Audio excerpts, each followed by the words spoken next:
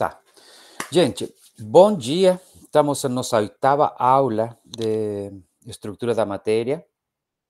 Espero tenham gostado das notas.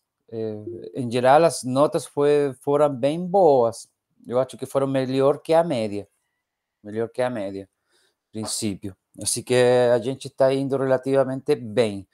Isso aqui não se compara também se a aula presencial, gente, né? Porque eu acredito que tem algumas pessoas que se estão dando, até que se estão dando bem com a aula à distância, porque talvez são mais introspectivas, mas a convivência presencial é importante. Tem muita coisa que aí eu poderia identificar de vocês mesmo, na hora de uma avaliação presencial, e coisas que são boas para vocês. Sabe, a gente está aqui para ajudar, então quando a gente vê uma pessoa que tem algum tipo de dificuldade, a gente ajuda. Então, e são coisas que a gente está perdendo, né? Como docente, desde o ponto de vista pedagógico, vocês estão perdendo da gente poder ajudar vocês. Já a gente está se perdendo. Essa é uma comunicação que não dá para resolver a distância. Isso é uma intuição de ser humano, sabe? Não é uma coisa robótica. Um ser humano que olha e fala, é isso que está pegando. Isso não dá para ver a distância. Então, tomara que a gente já volte logo, né, cara? As aulas presenciais. Isso é bem melhor para todo mundo. Gente, eu vi os vídeos que foram postados e tem algumas coisas ali conceptuais que estão faltando. Eu não sei se eu perdi a parte onde se fala do spin do elétron, mas eu não achei. Não vi, isso é importante. O spin do elétron, ele não é predito pela equação de Schrödinger. A equação de Schrödinger te dá soluções e te coloca 3 números quânticos: o n, o L e o M. Mas tem o número quântico S, que é o número quântico de spin. Ele está aí, a gente utiliza para montar a tabela periódica, lembrando que a aula de hoje é sobre a tabela periódica, né? Mas ele não é predito, e eu acho que ninguém falou de onde que aparece esse quarto número quântico. Então eu vou chegar aqui e vamos lá dar uma revisada rápida ao que é esse. Depois a gente vai conversar sobre os projetos e as coisas, sabe? Mas por enquanto a gente vai a trabalhar. Aqui está nos números quânticos, mas não é esse o PDF, esse aqui é o PDF. Bom, esse é o Tratado de Física que está lá no material do professor Javier. Lembra que é uma compilação de todas as disciplinas, são 1.355 folhas que deu, né? O jeito mais simples de usar, quando se abre ele, é colocar Ctrl F, né? Aí coloca o tema que se quer, ele já vai aparecer no índice, né? Nas primeiras páginas. Aqui fala que o spin do elétron está em 1048. Você coloca ali e ele aparece. Aqui já vai falar sobre o spin do elétron. Mas antes do spin do elétron, vamos fazer um pequeno resuminho. Opa. Isso é algo errado.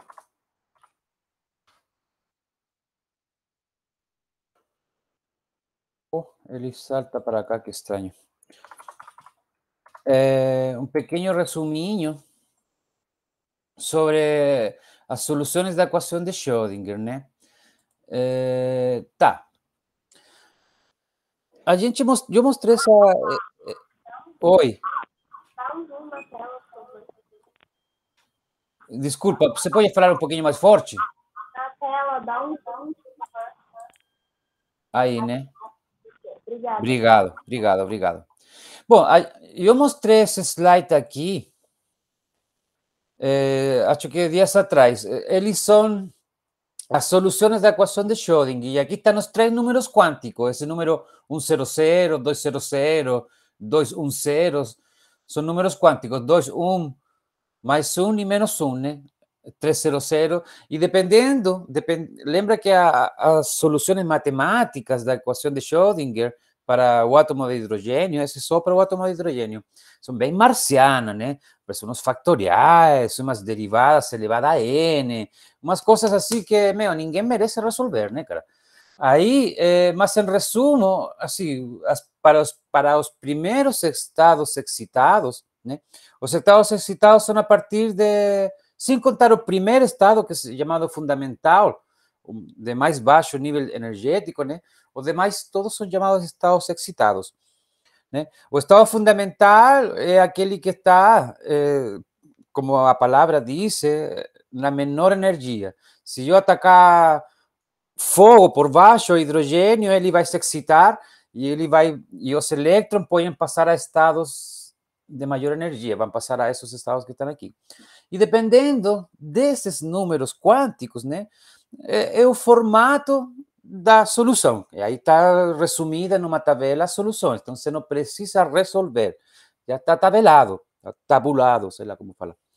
Já está ali em uma tabela as soluções, né? Então, você vai ter que utilizar essa equação que está aqui. E se eu utilizar essa equação, por exemplo, o primeiro que a gente pode puxar dali, deixa eu aqui, fica mais simples para mim. Gente, eu não sei por que ele está indo. Isso não é normal de acontecer, a ver. O botão do lado, ele não está... Aí. Lo primeiro que a gente pode fazer com essa solução que está ali é graficar a probabilidade do elétron ser encontrado de um elétron sozinho, né? Então, essa probabilidade, por exemplo, aqui está o φ 100, né? Que diz que a maior probabilidade está perto do núcleo, né? Então, quando a gente vê isso, ele fica mais ou menos assim, né? Aqui está aqui está mostrado unidimensional, né? E aqui já é a representação pictórica de um volume, né? Na verdade, aqui está um plano, é bidimensional, mas a ideia é que é aparentar um volume.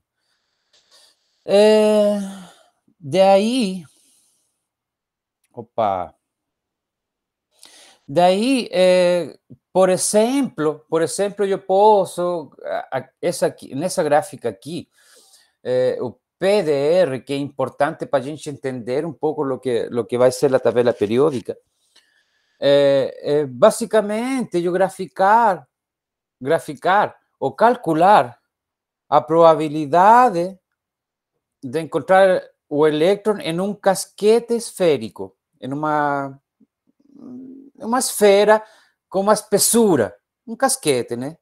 Como se fosse uma casca. Então, 4 πr quadrado é o área da esfera e o dr aqui, né? Opa. O 4 πr quadrado é a área da esfera e o dr é a espessura da esfera. Então, é um casquete. E quando a gente integra, lembrando que a integral é a suma dos infinitésimos. O dr, que é uma derivada, é um infinitésimo de espessura de casquete. Um infinitésimo. Quando eu integro, eu sumo todos os infinitésimos.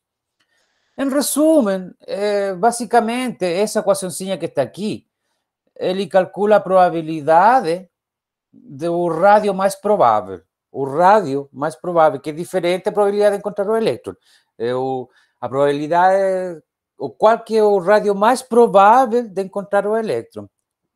Aí, quando a gente faz essa continha, para átomo de hidrogênio, aparece essa gráfica que está aqui, e como a equação de Schrödinger está certa e condiz com a experiência, dá justo o rádio atômico de Bohr. Un radio atómico de Bohr. Esse aqui, um radio atómico de Bohr, que era o que se media experimentalmente, o que Bohr tinha predito. Lembrando que a equação de Schrödinger, o cara, né, o Schrödinger, ele pegou todas as evidências experimentais e partiu disso como base para poder calcular ou calibrar a equação dele, né? Partiu disso. Então, ele tinha que dar isso, né? Então, ele simplesmente configurou todas as condições que tinha para montar a equação dele. Então, era lógico que ele, na hora da solução, quando ele calculava a equação de Schrödinger para o átomo de hidrogênio, lembrando que o átomo de hidrogênio é um núcleo carregado positivamente e apenas um elétron em algum lugar da órbita, né? Em algum lugar. Então, essa é o rádio mais provável. E com essa equaçãozinha que está aqui, com essa equação que está aqui, se consegue calcular o rádio mais provável de todos os elementos. E é dessa forma que a gente vai construir a tabela periódica. Por isso que no PDF que eu deixei na aula agora, no PDF que está no Moodle, esse outro PDF que está aqui, ó, é de estrutura da matéria, aula 8, ele aparece essa gráfica que está aqui para a gente poder entender. Aparece isso que está aqui. Tá bom? Vamos lá. Então, aí, que ocorre? Quando a gente começa a calcular, não para o estado fundamental, sino que essa equaçãozinha que está aí, aqui acima, né? Para estados excitados, ou seja, tomando essas outras equações que estão aqui para como soluções e começa a calcular lá dentro, começam a aparecer essas gráficas que estão aqui que vão dando mais ou menos como que seria a forma do orbital, porque já não é uma órbita, é um orbital, né? E aí a gente vai indo com n igual a 1, n igual a 2, a gente vai construir agora rapidinho. E eles vão aparecendo, por exemplo, esse orbital 200, vamos aumentar. Esse orbital 200, assim a forma do orbital 210, assim a forma do orbital 21 mais menos 1. Ou seja, para o estado fundamental ele é redondinho, como a gente mostrou lá, redondinho. Já para estados excitados já começa a ter outras formas que não são esféricas, E assim vai indo e dependendo dos números quânticos, é o tipo de equação que eu pego, né, como solução. Quando eu integro o rádio mais provável, começam a aparecer essas coisas aqui e podem ir até... olha aqui as formas.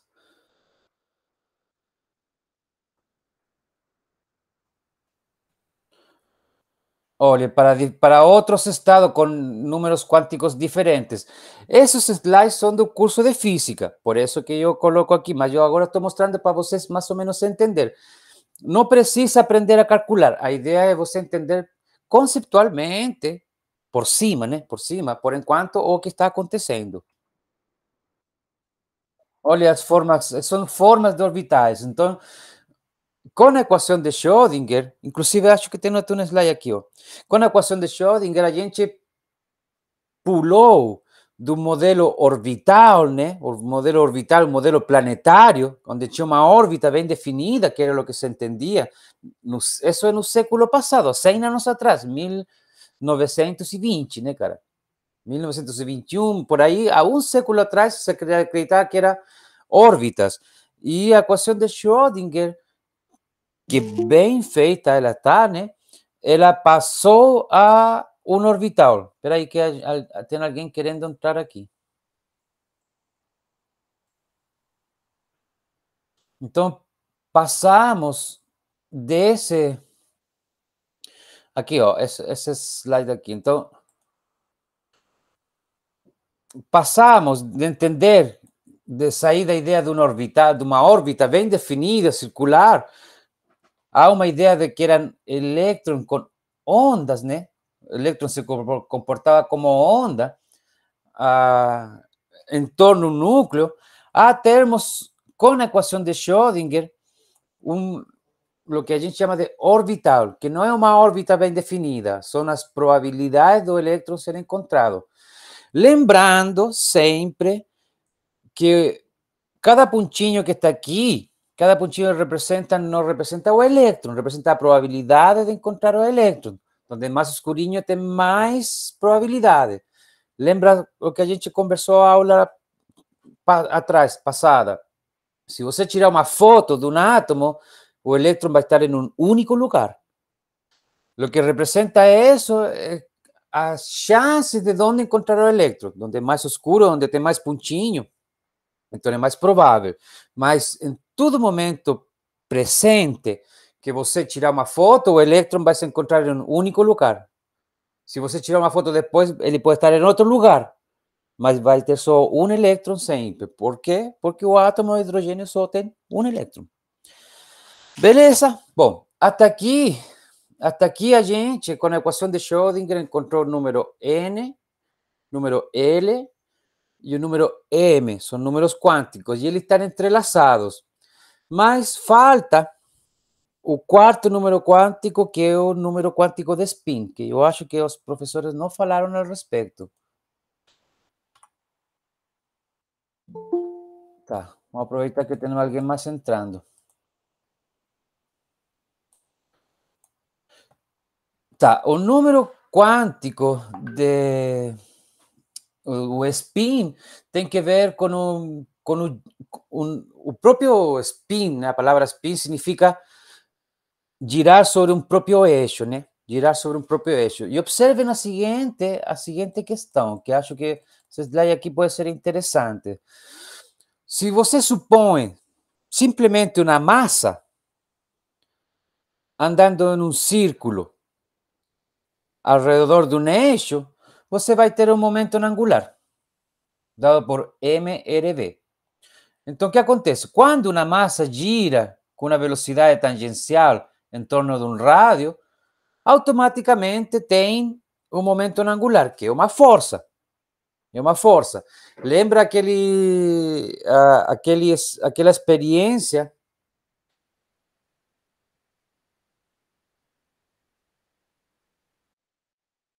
que tu tem um monociclo, e tu coloca a parte de cima sobre um pivô, sobre um eixo, né? Aí tu levanta o monociclo e solta ele, né? E ele cai. Ele cai assim. Mas se tu levanta ele, só que gira a roda bastante, ele não cai, né, cara? Ele gira a roda aqui, e quando tu solta ele não cai assim, ele fica assim por causa do momento angular. Isso é uma força. Procura no YouTube, coloca monociclo e momento angular, e seguramente vai aparecer aquele exemplo. É porque, de fato, é uma força, né? Que pode contrarrestar com a gravidade. Inclusive, tem os giróscopos que se usam nas naves espaciais, que são máquinas onde tem uma massa girando muito, muito, muito rápido, tanto que o momento de inércia ele é mais poderoso que a gravidade e ele sempre se mantém em uma orientação. São como, digamos, se usam como bússolas das naves espaciais. Bom, o momento angular é uma força que existe e acontece cada vez que uma massa gira sobre um eixo, o momento angular. Mas e se essa massa tiver carga? A gente supõe uma pedra, né? A pedra não tem carga. E se além de ter massa, como uma pedra, ela tem carga, como um elétron. O elétron tem massa, mas também tem carga. Bom, quando tem carga, o que acontece é que um elétron em movimento gera uma corrente. E aqui também se produz, além do momento angular, se produz um momento magnético. São equações que vocês vão ver depois quando passe por fenômenos eletromagnéticos. Por enquanto, vai ter que acreditar que uma corrente, que uma carga girando produz um momento magnético. E resulta que esses dois caras, o momento angular e o momento magnético, eles estão relacionados. Eles estão relacionados através de equações simples. Você vai chegar aqui a uma demonstração muito simples dessa equação que está aqui, onde uma vez que eu multiplico o momento angular por coisas como a carga, a massa, eu tenho o valor do momento magnético.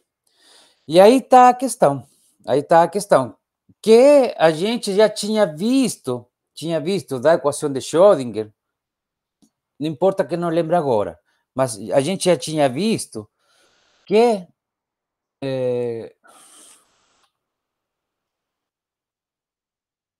onde está? Que o momento angular dado pela equação de Schrödinger tinha essa quantidade de valores possíveis.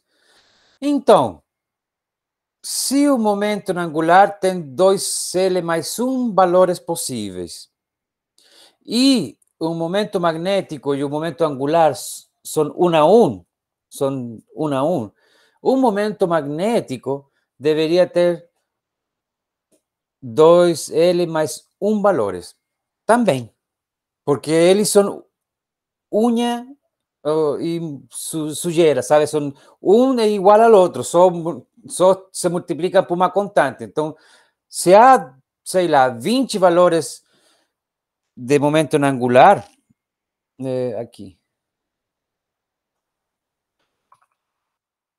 é essa equação que está aqui. Se há 20 valores de momento angular, deveriam ter 20 valores de momento magnético. Então, isso era a lógica que o físico de um século atrás pensava, né? Falava, meu, é isso, né, cara? É isso. O que ocorreu, né, cara? Que a natureza é muito maluca, né, cara? Aconteceu que quando eles foram a fazer a medida,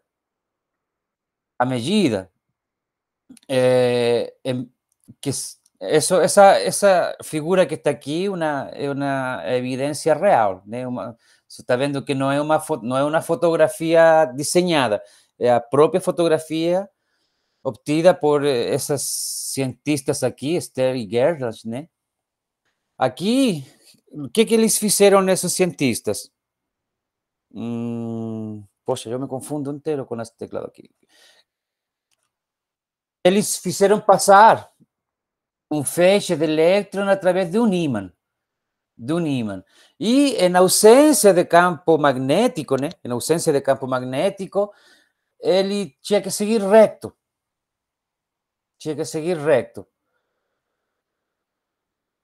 Com campo magnético, ele tinha que se desviar para um lugar. E dependendo do campo magnético, ou se desviar, perdão, do momento magnético, do tipo de giro, ou ele se desviava para cima, ou ele se desviava para baixo. Mas com ausência de campo magnético, com ausência, ele tinha que seguir zero. Se eu ligava o campo, ele tinha que pegar um caminho, né, cara? Tinha que pegar um caminho. Então, quando eles foram a fazer a experiência, eles caíram de queijo, né, cara? Porque eles viram que na ausência de campo magnético estava certo, né? Ele ia reto, mas com um campo magnético ligado, ele não se desviava por lugar. Ele se desviava para 2 lugares, né, cara? 2 lugares. E isso não podia ser, né, cara?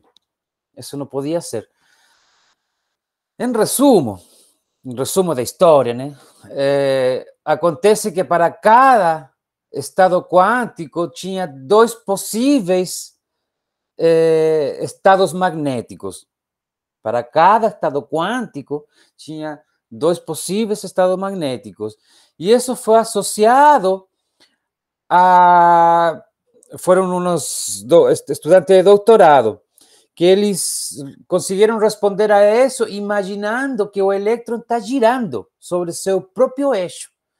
Então, se ele tem carga, uma massa com carga, e ele girar sobre o seu próprio eixo, ele pode ter um momento magnético. E é assim que eles explicaram. E por que 2? Porque ele poderia girar para um lado ou poderia girar para o outro lado. Então, ele tem 2 capacidades de giro, e aí tem 2 possíveis momentos magnéticos diferentes. Tem um que gira para um lado e um que gira para o outro. Então, eles explicaram desse jeito. Hoje em dia, se tem umas percepções um pouco mais refinadas daquilo. Isso não é tão certo assim. Mas para efeitos práticos de nosso entendimento agora, vale muito ficar ali. Ou seja, o elétron não só existe assim como uma entidade que tem massa e carga, sino que ele gira. Ele está girando. Por isso que se conhece como spin. E tem para cada conjunto de números quânticos, para cada estado de números quânticos, tem dois possíveis momentos magnéticos. Um que gira para um lado e um que gira para o outro. E nasceu o spin. Não é predito pela equação de Schrödinger. Ele veio depois pela evidência experimental.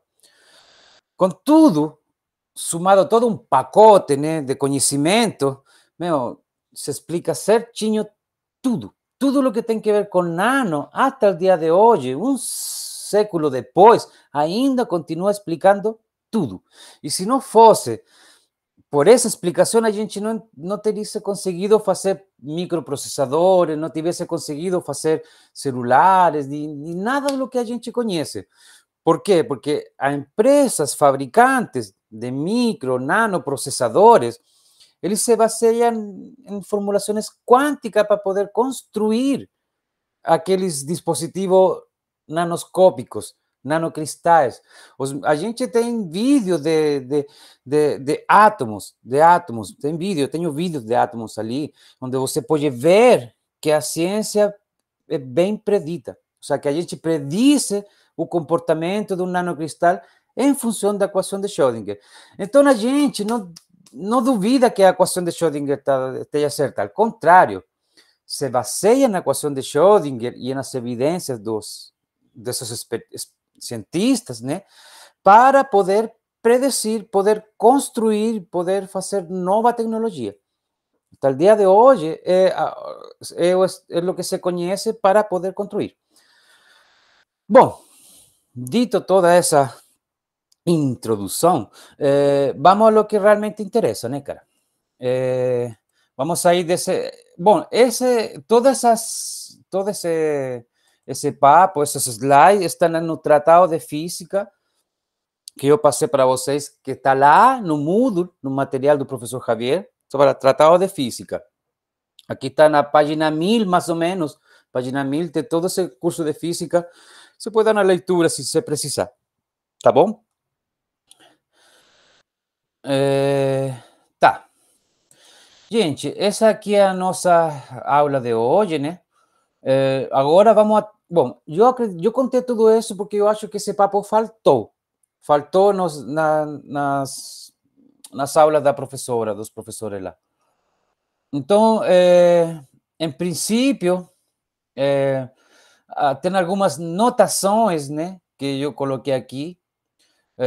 Vamos a trabalhar os números quânticos N, L, M e o S, que é o de spin, que a gente acabou de colocar, né? Explicar por quê. O N igual 1, N igual 2, N igual 3, representa o radio da órbita, representa a energia. Quanto menor o número, menor energia. Quanto maior o número, maior energia. E assim também com o raio atômico. Experimentalmente, quando N igual a 1, se conhece como camada K. N igual a 2, camada L, 3, M, N, mas essas são notações, a gente poderia ficar com N igual a 1 só. A mesma coisa por valores de L. Quando L vale 0, se conhece como S. Esses são dos experimentalistas da espectroscopia que foram colocando essas nomenclaturas e foram ficando com o tempo, né? Foram ficando com o tempo. L igual a 1 é o que se conhece como camada P, né? Por exemplo, se eu quero falar do elétron, do oxigênio, 1s. Oxigênio 1s seria o oxigênio com N igual a 1, na camada K. S significaria com L igual a 0. E assim que se trabalha na espectroscopia. Você diz, eu quero saber quanto que é a energia de ionização do elétron 1s do nitrogênio. É assim mais ou menos que se usa. Essa é a fala, a nomenclatura que se usa nos periódicos científicos, né? Bom, aqui estão simplesmente, isso aqui não precisa decorar, não. Com o tempo que não usa, com o tempo se acostuma. Tá, aqui estão os números quânticos que a gente tirou, o resumo dele dos 4 números quânticos, né? O N, ele não tem limite. Ele começa com 1, 2, 3, 4, 5, 6, vai. A equação matemática não prediz final, então ele, em teoria, poderia ir até infinito. Mas o L já está entrelaçado, já está emaranhado com o N, porque ele tem final, vai até N menos 1. Ou seja, se N vale 3, ele vai até N menos 1, 2. Então seria 0, 1 e 2. Aí acabou, não tem mais. E o M, a sua vez, está emaranhado com o L. Ele vai até mais menos L. Começa de, se por exemplo o L for 2, ele vai a mais 2 como possível valor, mais 1, 0, menos 1, menos 2. Tem 5 valores se o L for 2. E assim que vai. E para cada um deles tem um spin mais um médio e menos um médio. Por que o médio? Está escrito lá na apostila. Ele tem que ver com os números e valores inteiros observem que é entre 1 e 2, entre 2 e 3, há um inteiro. Entre 0 e 1, 2 e 3, há um inteiro. Sempre há um inteiro. Ele vai a mesma regra. Entre mais um médio e menos um médio, continua havendo um inteiro. Mas está explicado lá, não vou entrar nisso agora. Mas tá, o princípio de discussão de Pauli, que a professora falou lá, ele disse basicamente que para um estado atômico específico, só tem um conjunto daqueles 4 números quânticos. Só um conjunto. O sea, não pode ter, o sea, elementos com os mesmos números quânticos não podem utilizar 2 estados. Só um. Aqui já tem a parte da... Eu já expliquei já essa probabilidade. O outro que se precisa saber para entender a tabela periódica é essa ordem que está aqui. Essa ordem, ela é explicada através do conceito de blindagem. Também vou explicar o que significa o conceito de blindagem. Vou explicar rapidinho, antes de montar a tabela periódica. Mas antes de montar a tabela periódica, queria trabalhar um pouquinho esses 4 números que estão aqui. Isto parece muito simples, mas aunque não acreditem, ainda tem pessoa que ou não entende ou se embanana na hora de fazer as contas.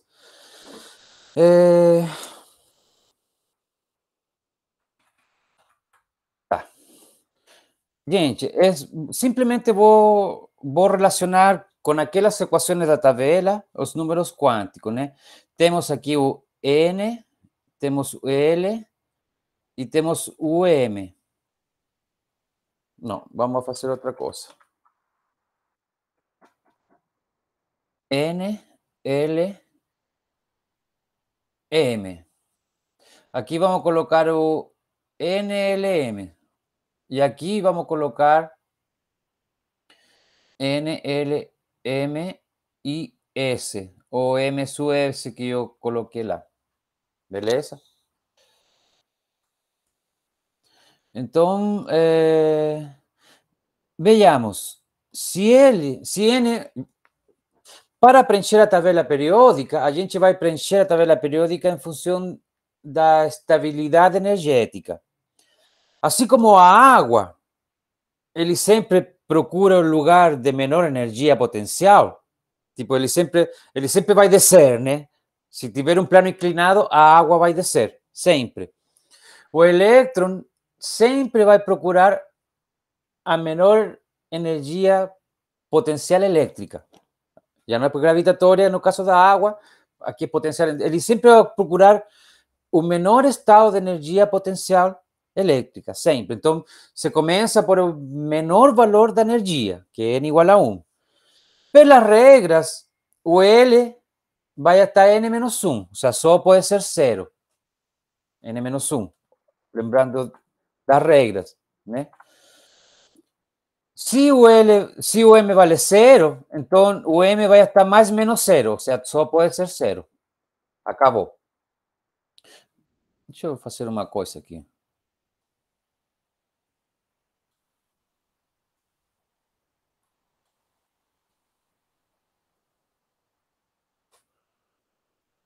Então, esse estado 1, 0, 0, né? 1, 0, 0.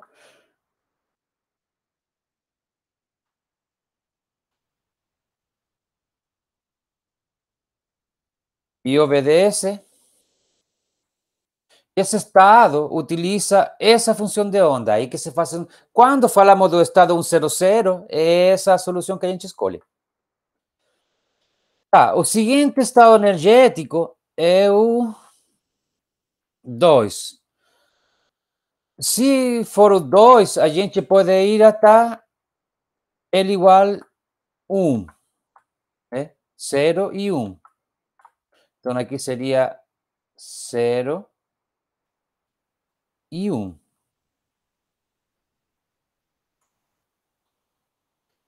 Se ele vale 0, esse vale 0, seria do estado 2, 0, 0. Se ele vale 1, aqui pode ser, segundo as nossas regras, ele pode ser, se ele vale 1, pode ser menos 1, mais 1 e 0. Então, aqui poderia ser menos 1, 0 e mais 1. Então, aqui a gente tem os estados 2, 1, mais 1, né? 2, 1, 0, 2, 1, menos 1.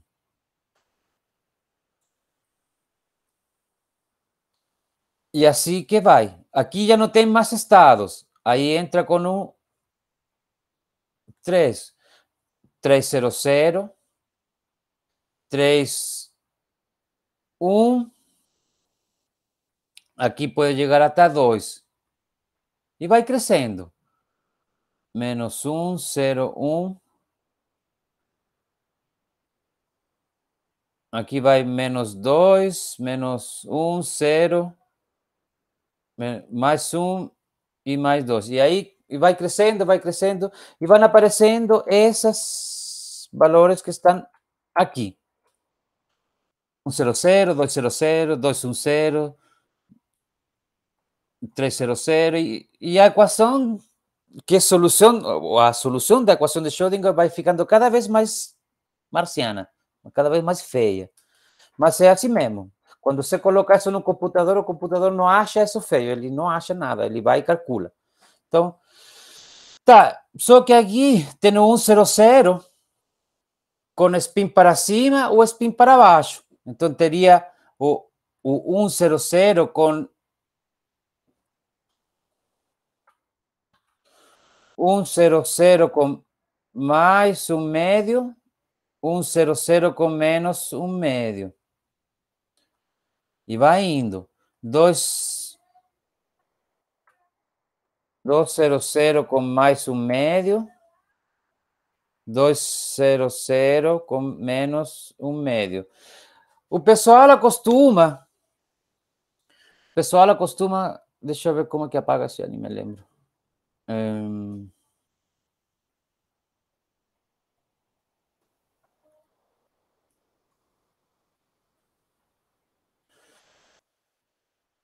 O pessoal acostuma, em vez de colocar mais 1 médio e menos 1 médio, acostuma colocar.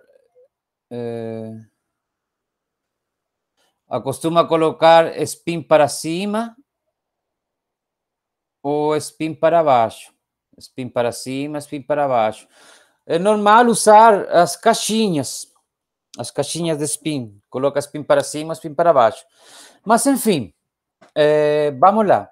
É assim que se constroem os estados energéticos e os possíveis estados quânticos quando eu vou construir orbitais e quando eu vou preencher a tabela periódica. Beleza? Então, dado todo esse conhecimento que a gente tem agora, essa introdução, vamos construir a tabela periódica. Obedecendo isso que está aqui, a gente tem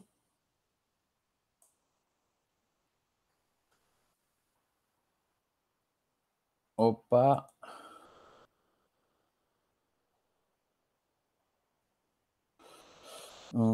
140, a ver, perfeito. Tá, supongo que temos um único elétron, só tem um elemento que tem um elétron, o hidrogênio. O hidrogênio vai utilizar esse estado quântico, que não tem outro, só tem um. Então, vai utilizar ele mais um médio. Como ele vale 0, a gente coloca S. Por quê?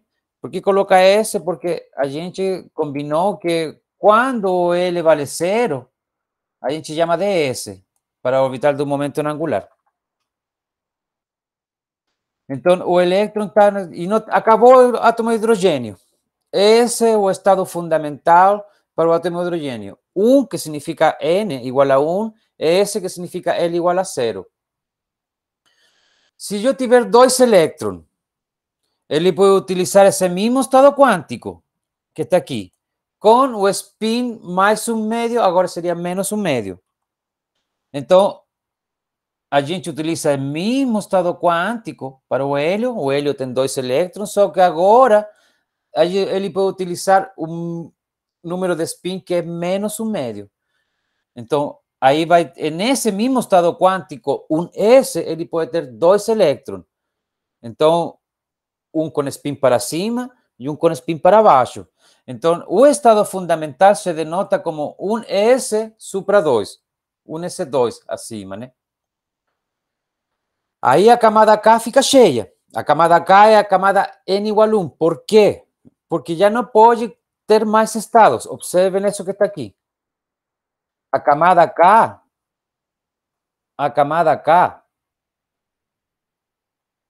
essa, vamos, só um segundo. A camada K, que está aqui, só tem 1 e 2 estados. Certo?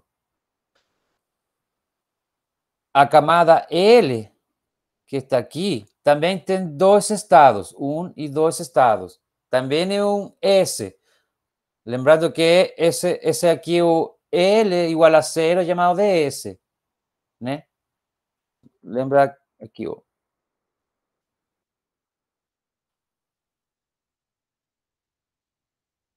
L igual a 1 es P, L igual a 2 es D. Então, S, P, S, P, D. São as nomenclaturas. Já a camada L, opa, se encana. Essa é a camada M. Essa camada aqui vai ter 3 estados quânticos, mas cada um deles vai ter 2 estados. Então, aqui vou ter 6. 1, 2, 3, 4, 5 e 6. Por quê? Porque 3 por 2. E assim vai indo. Então, esse ordenamento que está aqui me vai permitir a mim escrever os elementos da tabela periódica. Quando ele vale 3, a gente vai ver ainda que o terceiro vai estar, a camada S vai estar cheia, camada K, a camada L vai ser 2S, né? Que caem 2 elétrons. Vai ter para o lítio, que tem C igual a 3, vai ficar essa configuração eletrônica, porque aqui só tem um elétron nessa camada. Mas já agregando o último elétron, o berílio, né, que tem C igual a 4, ainda vai caber na camada S. E aí as primeiras 2 camadas estão cheias. Então, até aqui tenho um S2, 2 S2. Ficou cheio com os primeiros 4 elementos con los primeros 4 elementos preencheron esas camadas que están aquí.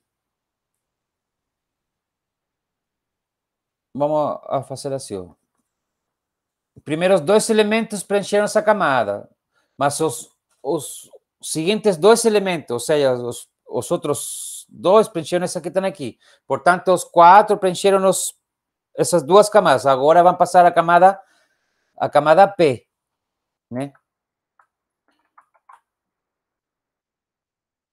E vai preenchendo, agora aparece o primeiro P. Esse, qual que, já nem me lembro que P elemento é esse. O boro. O boro eu sei igual a 5, desculpa, gente. Ai. O boro já ocupa o quinto elemento, ocupa a camada P, o carbono P2, o nitrogênio P3, e assim vai enchendo, enchendo, enchendo. Mas assim, você pode continuar lendo aqui, mas fica complicado de digerir em palavras. É melhor você dar uma leitura e ir vendo o que está acontecendo. Mas, basicamente, é você ir jogando elétron na tabela periódica, né? Vai jogando os elétrons. Quando você aumenta um elétron, você muda de elemento. O hidrogênio só tem um elétron. Se você colocar mais um elétron, ele virou hélio. Aí você vai vendo a configuração em função dessa tabelinha que está aqui. Em função dessa tabelinha. Então, o que acho que agora é interessante para entender por que se usa essa ordem em particular, essa ordem, a gente sabia dessa ordem por uma questão experimental, mas a explicação de por que essa ordem vem através do conceito de blindagem. E para eu explicar a blindagem e terminar a aula de hoje, porque aí seria, digamos, lo que não ficou bem claro, o que eu acho que faltou lá, eu vou colocar aqui um slide novo. Tá? Gente, é o seguinte, vamos colocar um pretinho. Supõe que eu tenho o átomo de hidrogênio. O hidrogênio vai ter um núcleo positivo e vai ter um único elétron girando ao redor. Né? Vamos deixar ele bem maior aqui, ó. E tenho um único elétron aqui com signo negativo. Então, a força de atração aqui entre eles, a força de atração... Ixi, por que não muda de cor? Aqui, ó. A força é a força elétrica.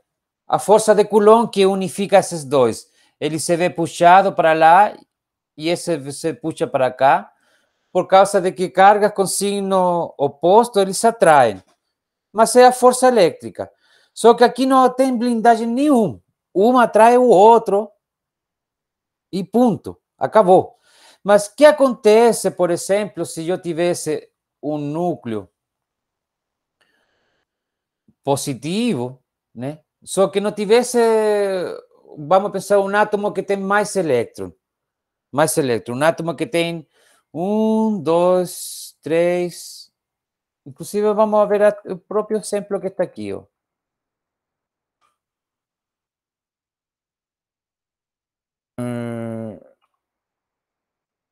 Onde que está? Aqui. 3. Esse exemplo que está aqui. Depois você dá uma leitura a isso que está aqui, por favor, gente. Tá? Vamos colocar 3. O núcleo desse átomo aqui tem 3. Portanto, ele tem 3 elétrons. Vou colocar uma aqui, um elétron aqui. Opa. E vamos colocar outro elétron aí.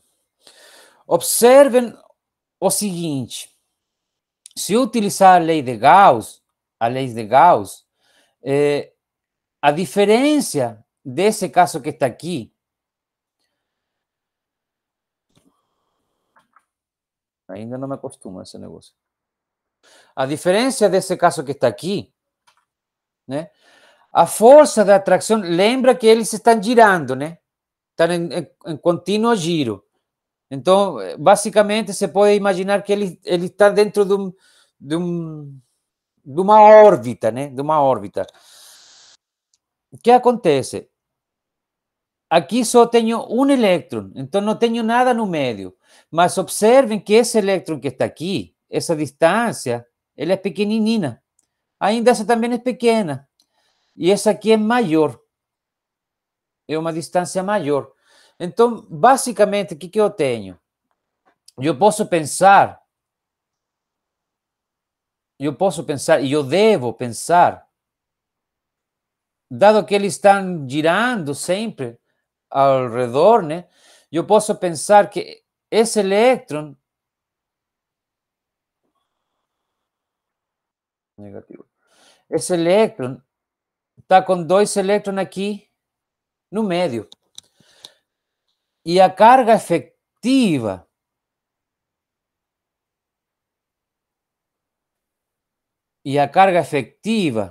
que esse cara vê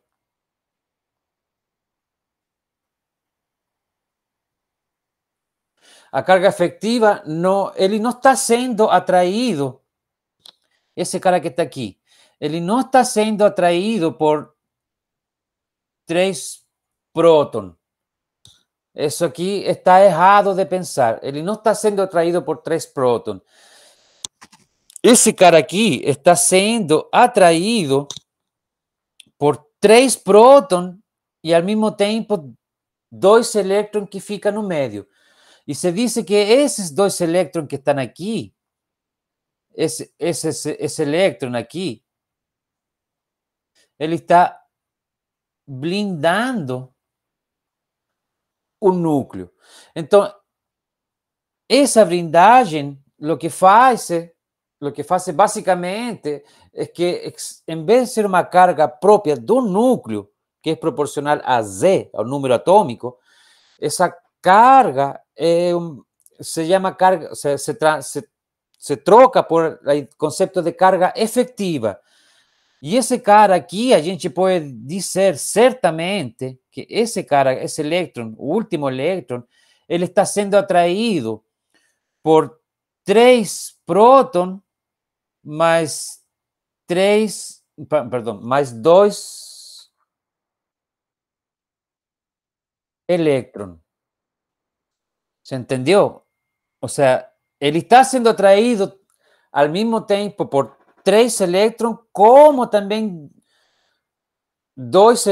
3 prótons, mas ao mesmo tempo você tem que descontar ou atenuar a blindagem que produzem 2 elétrons. Então, a carga efetiva, se eu fizer, aqui seriam 3E menos 2E, onde E é a carga elementar, né?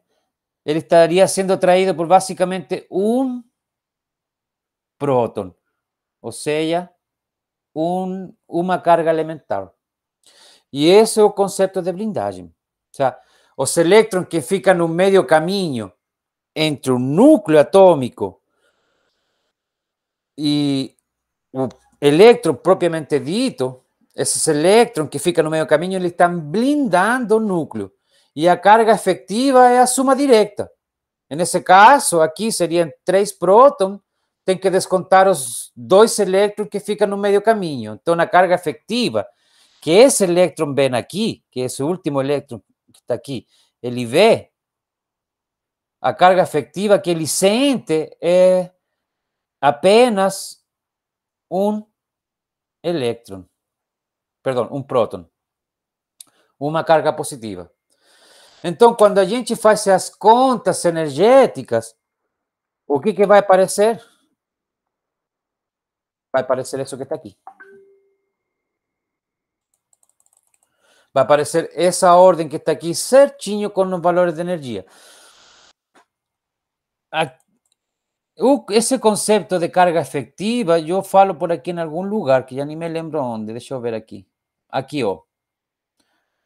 Nesse lugar aqui está escrito direitinho como se calcula a carga efectiva, né?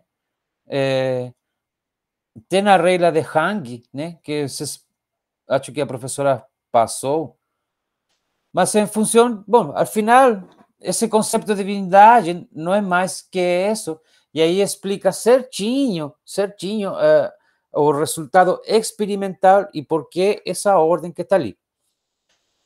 Gente, conceitos importantes que foram falados que eu não estou tratando aqui. Raios atômicos, a professora explicou direitinho na tabela periódica. O sea, não são tão importantes assim, mas para a hora da prova, eles vão aparecer perguntinhas dessas, no teste provavelmente também. Mas nada complicado que não dê para você ir na aula, na hora, e saber responder. Tipo, sabe, eles crescem em função do período, da tabela periódica, crescem para lá, crescem para cá.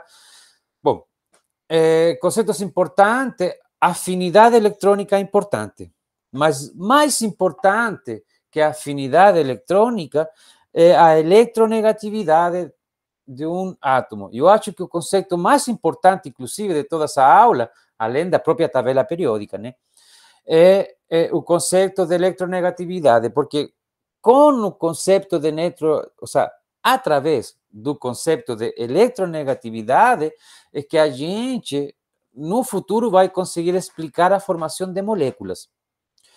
O que é a eletronegatividade? A eletronegatividade, desde um ponto de vista coloquial, é quanto um átomo, um elemento, gosta de elétron. O elemento que mais gosta do elétron é o flúor. Não, ele adora elétron. Ele vê um elétron, ele já quer ir para ele. Ele puxa o elétron. O oxigênio também é muito eletronegativo. Por isso que tanto flúor como oxigênio, eles se grudam em qualquer coisa. O sea, tudo se oxida. Por quê? Porque assim que um elétron que anda boiando por ali no meio do espaço, né? Ele vê alguma pontinha solta, onde tem algum elétron de valência solto, ele vai lá e se gruda. E daí que a gente consiga explicar, basicamente, a formação de moléculas está explicada através do conceito de eletronegatividade. Eu acho que é o conceito mais importante. Porém, a gente vai aprofundar bem mais sobre todos os conceitos desse tópico 8 na disciplina de interações atômicas e moleculares. É lá que a gente vai passar.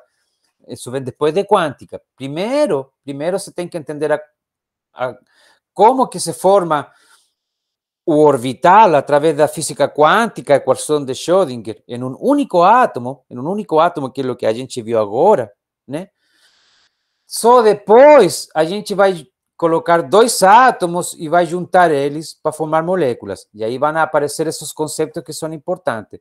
Por enquanto, o único que a gente viu foi como se monta o orbital, né? Esses desenhos aqui, né?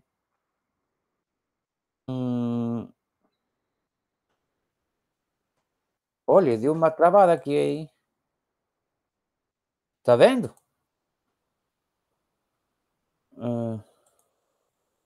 Ixi, você travou aqui, esse... Tá.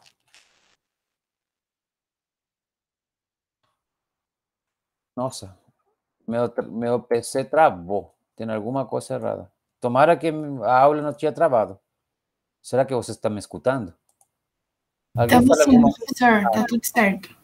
Tá. Então, só meu Adobe PDF que travou. Que bom. Bom, ia mostrar os diferentes orbitais. Não estou conseguindo mostrar aqui. Ele não está funcionando. Mas a questão é que vocês viram. A equação de Schrödinger para o único elemento dá diferentes orbitais para os diferentes estados quânticos, quando n vale 1, n vale 2, quando n vale 2, ele vale 1, 2, e vai aumentando, digamos, a solução da equação de Schrödinger vai aumentando e vai mostrando aquelas formatos orbitais. Bom, isso é um único átomo, e assim que eu vou agregando, eu consigo ir montando a tabela periódica. Já outra coisa agora é juntar dois átomos e fazer eles interagir para eu formar uma molécula. Não é o intuito dessa disciplina, mas lá o conceito de eletronegatividade vai ser fundamental para a gente entender. Gente, alguma pergunta sobre todo esse papo? Não é fácil, mas também não é tão complicado. Não é fácil, mas também não é tão complicado. Eu vi a lista de exercícios, eu acabei de postar nessa conversa aqui as resoluções do listado, e os caras, foi 20, quase 30 exercícios. É bastante coisa. Mas, sin embargo, vocês vão ver que não tem nada, exceto tem uma questão ali que ficou até uma discussão lá na conversa dos docentes, né? Que a gente tem uma conversa dos docentes, né? Porque nem docente entendia a pergunta, que é a questão 7. Então, na questão 7, pode desencanar, porque eu também não entendi, o sea, a pergunta está muito mal formulada, o sea, muito mal formulada. Então, você olha assim, um professor reclamou, né? Eu fui lá dar uma olhada e também fiquei assim, se não fosse porque a resposta está ali, não entenderia a pergunta. Então, pode desencanar da pergunta 7, né?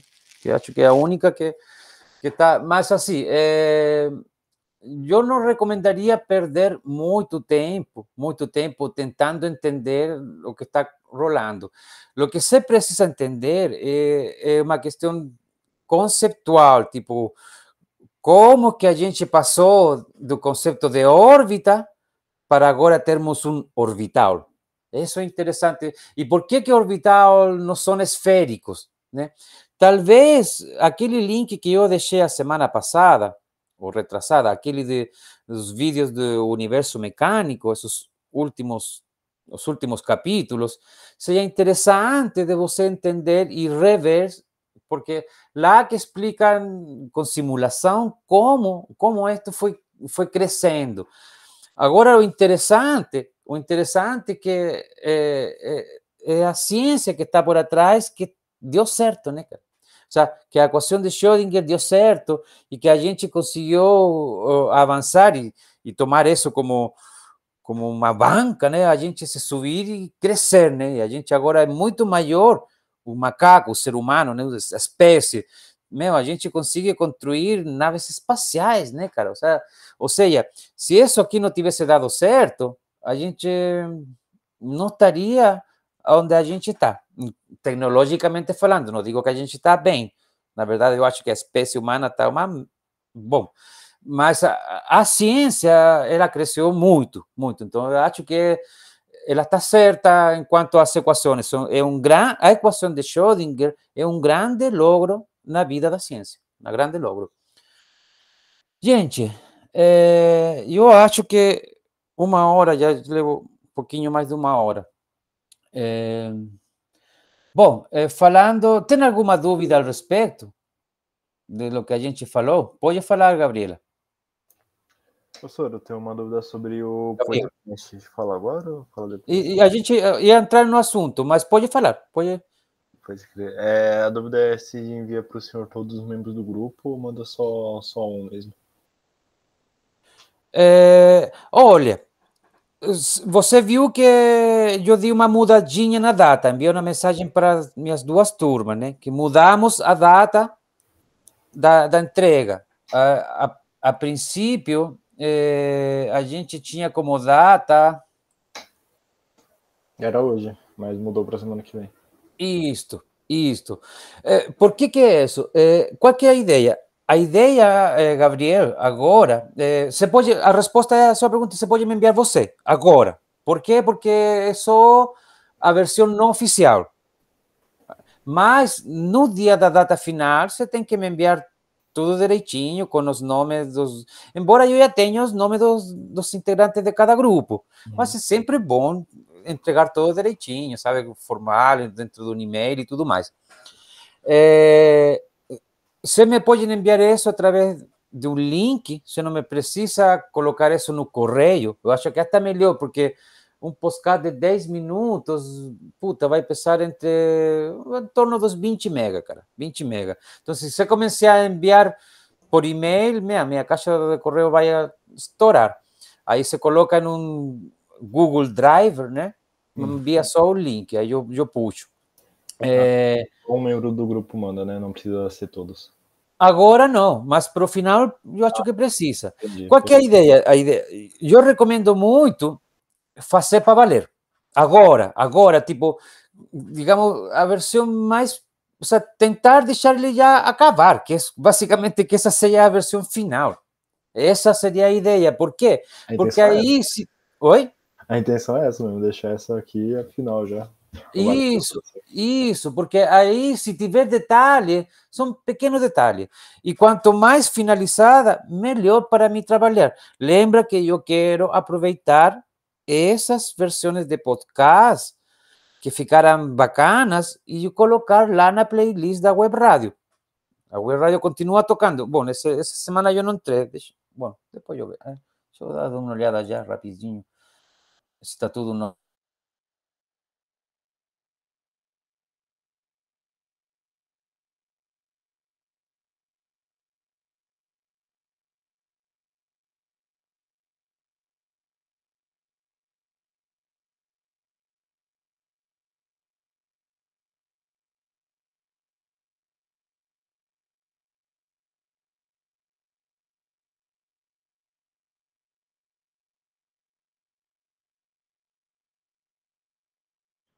Tá sem som, professor.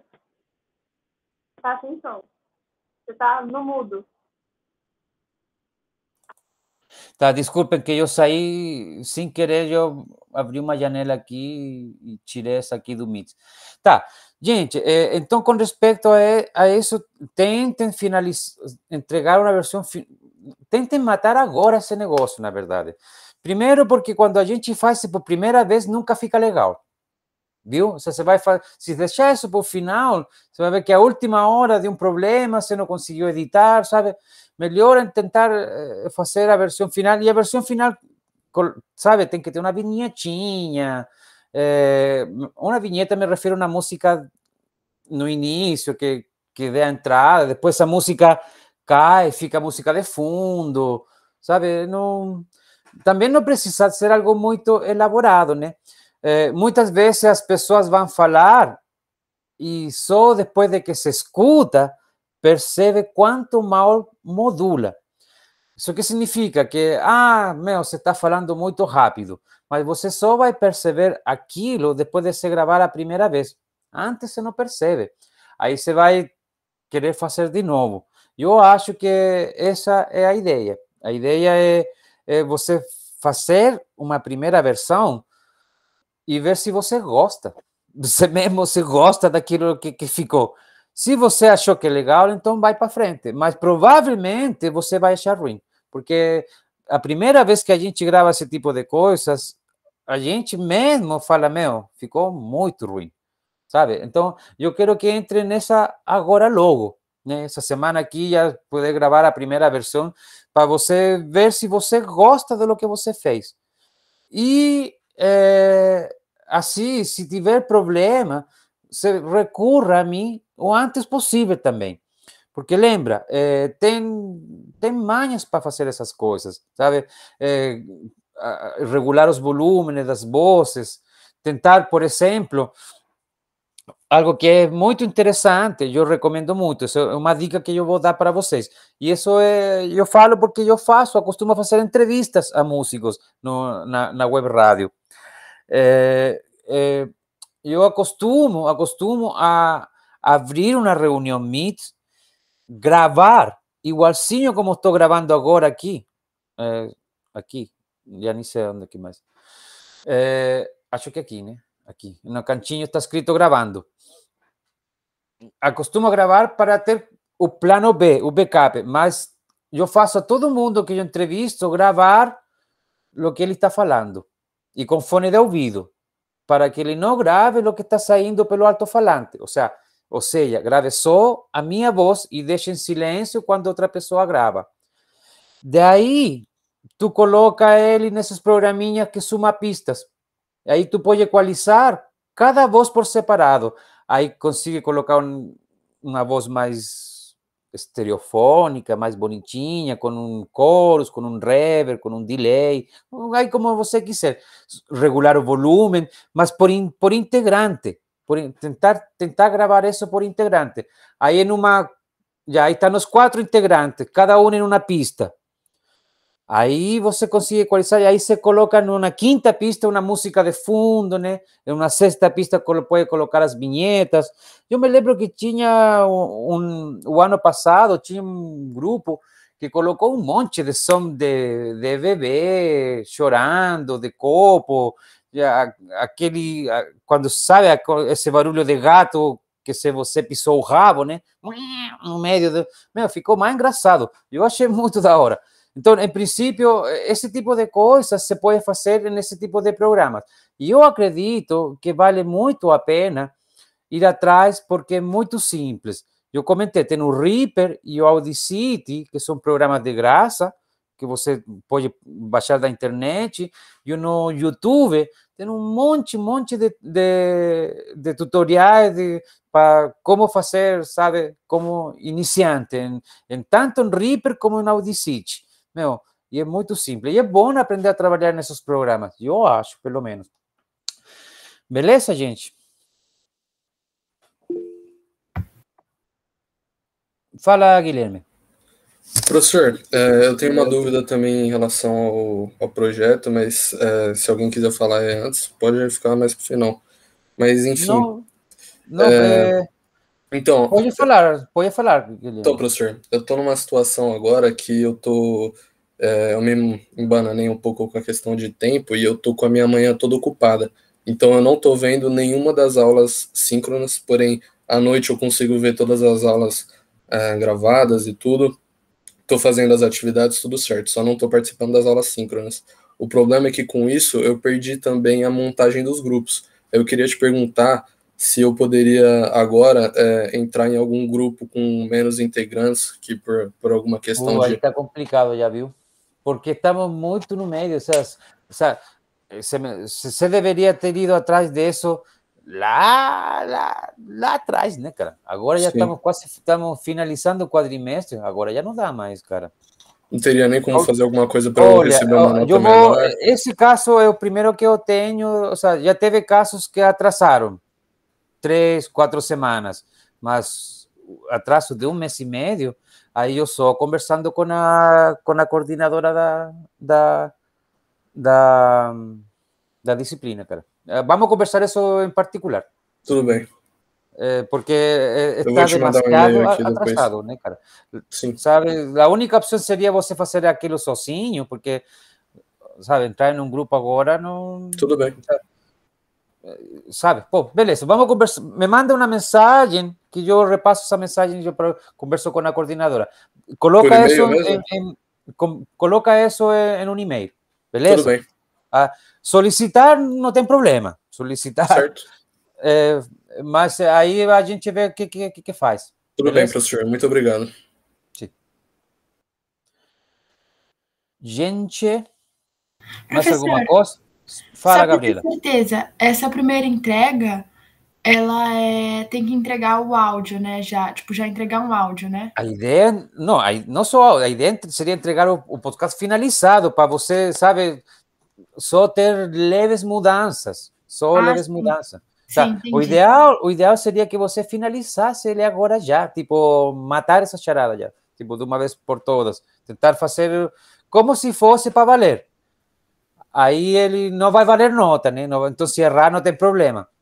Mas é bom para que a versão final já fique filete, né, cara? Se essa é a ideia, fique bacana. Tá bom, obrigada, professor. Gente, mais alguma dúvida aí? Senão a gente vai tomar café, hein? Ai. Não estão aqui não, cara. Mas vou te falar que o Maco, né? Mono. É todo com M, malandro, mono. Ele está crescendo. Ele é um inferno, cara. Ele A outra gata, ela já tem 6 meses, 7 meses. Esse aqui parece que tivesse 2 ainda. Aí ele corre acima dela, eles já são amigos. Mas ela não, ele é uma enche-saco dela, mas assim, de um jeito que ele não para, não deixa ela tranquila. É muito engraçado. Aí ele dá umas 20.000 mordidas nela antes de dormirem junto, né, cara? Aí ela reclama, ela dá para dar uma leitura de lábios de lo que acontece. Não está comigo agora, mas está muito bonitinho. E ele é muito brincalhão, muito. De todos os gatos que teve na minha vida, nunca teve um que tivesse tanta energia, meu.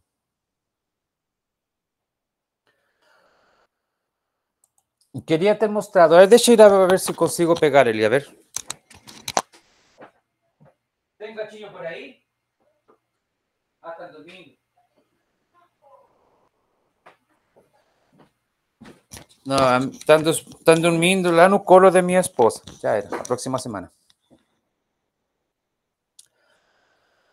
Beleza, gente? Oh, eu vou parar a gravação porque senão depois já fica demais. Onde que para mesmo? Interromper gravação.